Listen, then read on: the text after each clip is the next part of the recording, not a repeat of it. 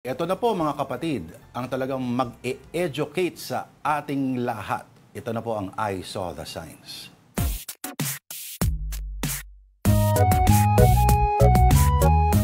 Today's edition, Tita D.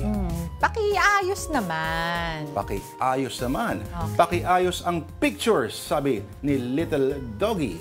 Pwede bang kapag pinapaliguan kami, huwag nang picturean? Nga naman, wawa naman. O kasi di ba, nakakahiya yun eh. Ikaw ba, gusto mo ba yun? Ano, may picture Naliligo ka, picture Oo tapos nga. ipopost sila. Tama nga naman. Diba? Oh. What Oh, is tsaka good? ano, focus. Focus dun sa paligo. Para Oo, ano. mamaya, lunod ba yung aso? Ano, chicho ba yan? Hindi ko alam eh. Kasi Panaman. Oh. Mhm. Okay, next. Pakiayos ang instruction from another dog. So, paano ko patayin ang candle? Ihian Ihian ko. ko. Tamaan mo na maayos. Nagtatanong yan.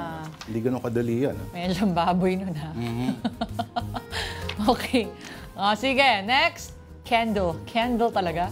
Nanay, ikaw si nanay kunyari. Anak, bakit bagkas? Bakit bagsak ka sa Pilipino? One more time from the top. Tama ako ata yung bagsak ka. Anak, bakit bagsak ka sa Pilipino? Kasi naman, Nay, sabi ni teacher, magbigay ng pang-abay. Sagot ko, gown at barong. Okay, at finally, pakiayos naman ang chat. Nanay, patay na kami. Sumunod na lang kayo. Ma, ano? Nandito na kami sa lamay. Asa na kayo? Mama naman kasi pakiayos ang chat mo, pakikompleto yung sentence.